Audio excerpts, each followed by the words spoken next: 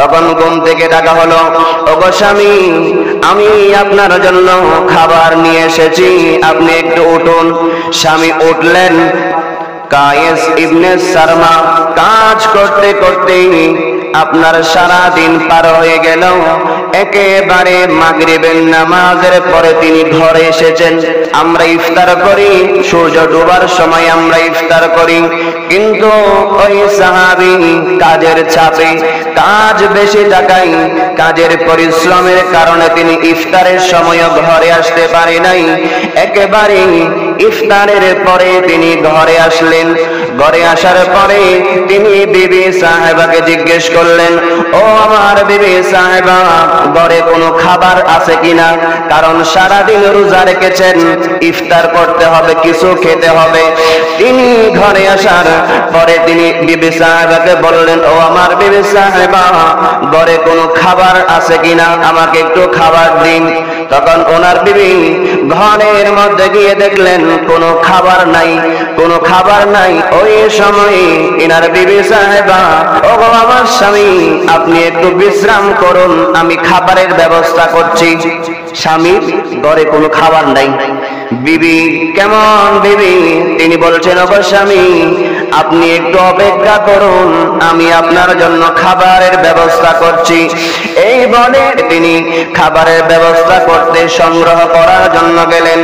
আপনার যখন খাবার সংগ্রহ করে আসলেন, ততক্ষণে স্বামী ঘুমিয়ে গেছে। হযরত সারমা রাদিয়াল্লাহু তাআলা তিনি ঘুমিয়ে পড়লেন।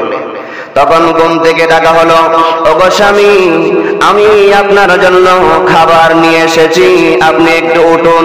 স্বামী উঠলেন, কিন্তু কোনো কিছু খেতে চাইলেন না। ঘুম আসার পরে খাবার খেতে মন চাই না।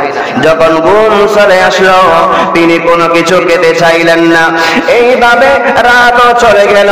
রাতের বেলায় সাহারিও খেলেন না, রাতের বেলায়ও খাইনি, ইফতারও করেনি, কোনো খাবার খাইনি।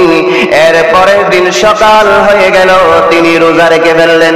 ওই দিন ইফতারও করে নাই, আবার রাতের বেলায় সাহারিও করে নাই, কোনো খাবার খাই নাই, কিছুই খাই নাই।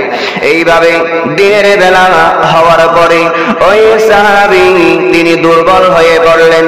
একজন মানুষ একদিন সারা দিন রোজা রাখলো, রোজা রাখার পরে ইফতার করে নাই, এমনকি রাতের বেলায় সাহারি পর্যন্ত করে নাই, কোনো খাবার খাই নাই। এর পরের দিন তিনি আবারও রোজা রেখে ফেললেন। ঠিক এইভাবে যোহরের সময় হয়ে গেল। যোহরের নামাজের আগের সময় ওই সাহাবী তিনি দুর্বল হয়ে গেলেন, শরীর ক্লান্ত হয়ে গেল। খাবার না খাওয়ার কারণে শরীর দুর্বল হয়ে গেল। তিনি বেহুশ হয়ে পড়ে গেলেন, বেহুশ হয়ে গেলেন, ইনার হুঁশ ফিরে আসে নাই। ওই সময় আমার আল্লাহ পবিত্র কুরআনুল কারীমের এই আয়াতে নাযিল করেন, ওয়াকুলু ওয়াশরাবু হাত্তা ইয়াতাবায়্যানা লাকুমুল খায়তুল আবয়াদু মিনাল খায়তিল আসওয়াদি মিনাল ফাজর। ও আমার বান্দা, তোমরা খাও, ওয়াকুলু তোমরা খাও, ওয়াশরাবু এবং তোমরা পান করো, হাত্তা ততক্ষণ পর্যন্ত ইয়াতাবায়্যানা লাকুমুল খায়তুল আবয়াদু মিনাল খায়তিল আসওয়াদি মিনাল ফাজর। বান্দারে, রাতের যেটা কালো রেখা থাকে আকাশের মধ্যে, রাতের বেলায় আকাশের মধ্যে যে কালো রেখা থাকে, কালো রেখা থেকে শুরু করে একেবারে শুভ্র রেখা, যেটাকে সাদা আভা বলা হয়, আকাশ চতুর্দিকে সাদা হয়ে যায়।